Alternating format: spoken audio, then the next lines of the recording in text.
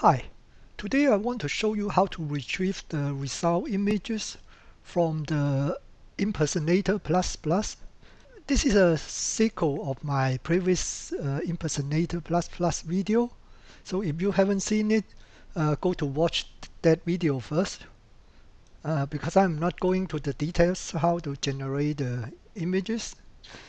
So as last time I already demonstrated, you can download the result video from here, and the video will looks like this. So you got the source images on the left hand side, and in the middle is the reference video, and here is a result video. Because I want to edit the video in my video editor, so I make it blue screen, so then I can add the background image later on. The problem is because this Google Colab only generate this video with all the additional information on the left hand side, but for our result video we don't want that. You can crop it in your video editor, but it's better. I can show you how to get the original images from the video. If you go to here, then you can see there are a lot of images here, PNG images. These are the result images to generate the video. The only problem is I can only download each single image, but I can't multi-select the images. I raised the question in the forum, and someone has suggested using a tar command. I'm going to show you this and also put it in the video description. Of course, then you have to change your path if you use another name. In my case, it's Jekyll.js. I'm going now to the end of the document. And here you can see there's an empty cell. I simply put a command here. And you can see this is a source path. IPER results, primitives, and Jekyll, and so on. You can see the same path here. And this is the folder. This will be my destination file. Okay, let's run it. Okay, it's quick, it's done. My result file is under contents, images, tar. So let's go back. Content. And here is my images tar. Okay, now I'm going to download the file. It's a big file, 24.9 megabyte. So save it here. You can use 7-zip to untie it. Open the archive. Now I can. So it's the whole path here as well. I have to go to all this, and here are the files. Let's go back one and extract to here. Done. Now you can see all the images here. And of course this has a better quality. This is not compressed in the video. It's certainly better than if you crop this video, because this video is already compressed.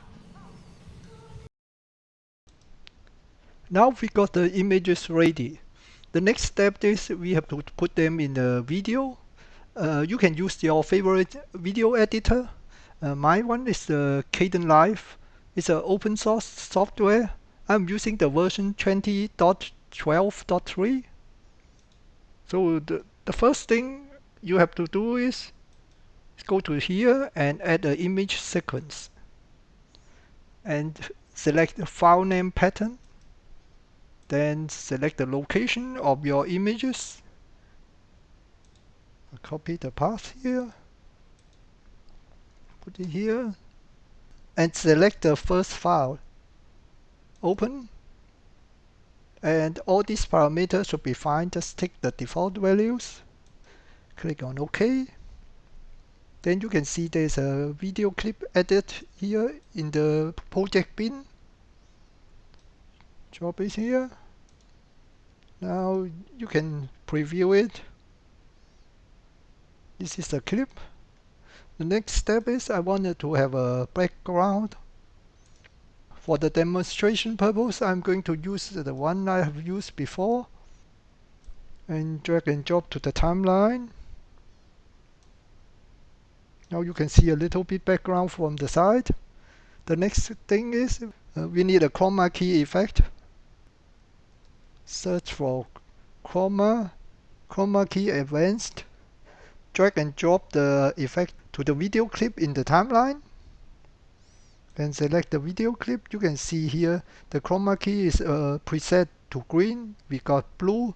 Now just use the color picker here and click on the color. You can see the color got key out. And you can adjust the color here a little bit to get a better result with the edges here. But I'm not going to the details in this case. Let's minimize this one. The next one I want to show you is using the position and zoom effect. Same drag and drop here. So you can see the effect here. Go to the keyframe at the beginning. Now I can move the video clip. Let's go to the left here. And now I want to get another dancer, add a video track on the top and copy the video clip in the timeline, paste it here. Now we got two same video clips here. I select the top one. Now I'm going to move the top one to the right hand side. So we can have two dancers here. So if we play it, then you got a synchronized dance here. Of course, you can also make one smaller or bigger by change the size here. For example, go to smaller, pretend he's a little bit at the back. So and I think you got an idea of what you can do with all these things. I can also show you what I have done before. This is the video I've created for the Chinese New Year.